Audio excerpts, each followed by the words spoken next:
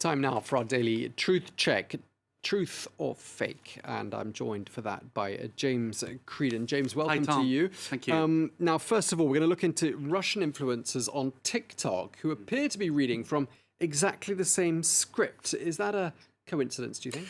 Definitely not. Now, we've looked a number of times, Tom, at disinformation on TikTok, and here, the platform being used to spread disinformation. And here, in fact, it is the users of the platform that have the most influence, so-called influencers, who appear to be, singing off the same hymn sheet. And that hymn sheet really appears to be scripted by the Russian state, by the FSB or whoever. Let's take a listen, because I think you don't need to understand, it's not subtitled, but the coordination of these different influencers and what they're saying speaks for itself. Let's take a listen to this. Okay, we should have audio on that.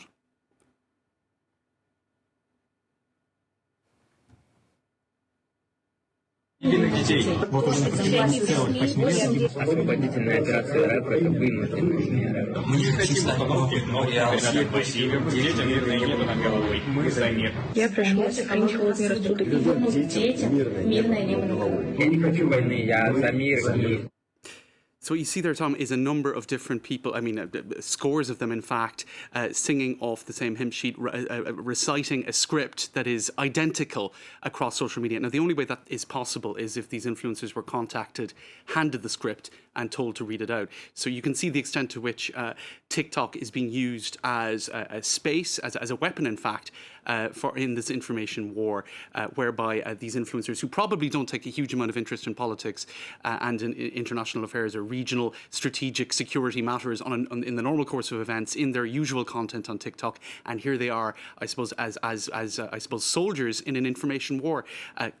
One can only presume that they are also being offered some degree of payment if so many of them are participating in this scripted communications exercise.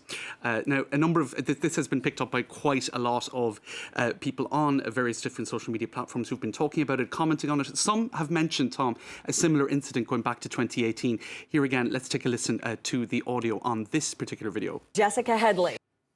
Our greatest responsibility is to serve our Treasure Valley communities, the El Paso, Las Cruces communities, Eastern Iowa communities, Mid-Michigan communities. We are extremely proud of the quality, balanced journalism that CBS 4 News produces. But we are concerned about trouble government irresponsible one-sided news stories plaguing our country.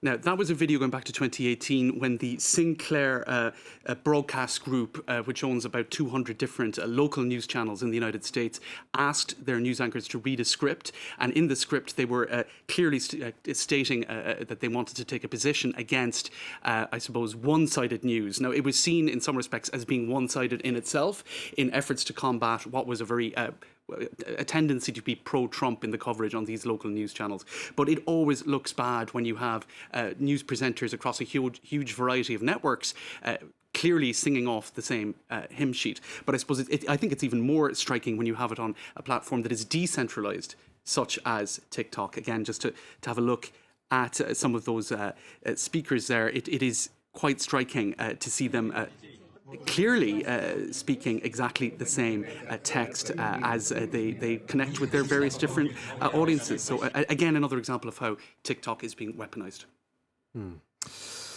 Some other news you've been following for us, fact-checking media.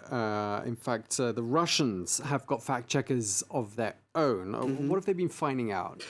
Well, this is a case of fact-checking. The fact-checkers and ProPublica, which is an investigative journalism organization in the United States, has been taking a look into this. Now, what they have been showing, what they have shown is videos that have been circulating online that have been then broadcast by Russian television claiming to show Ukraine spreading disinformation in the form of fact-checking. Now, that's all very layered, but what you see in this particular screen grab here is basically false claims about Russian airstrikes and military losses.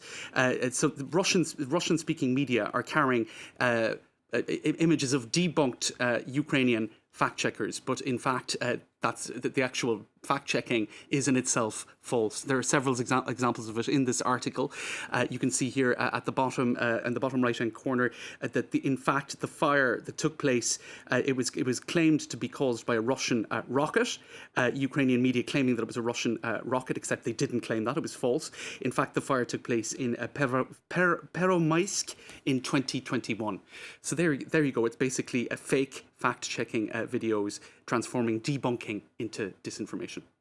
Well, confusing people is a big part of the tactic employed, not by just the Kremlin, but also by twit bots in places like Syria. Muddying the waters, Absolutely. Sowing seeds of mistrust. Thank you so much, James Greedon, with today.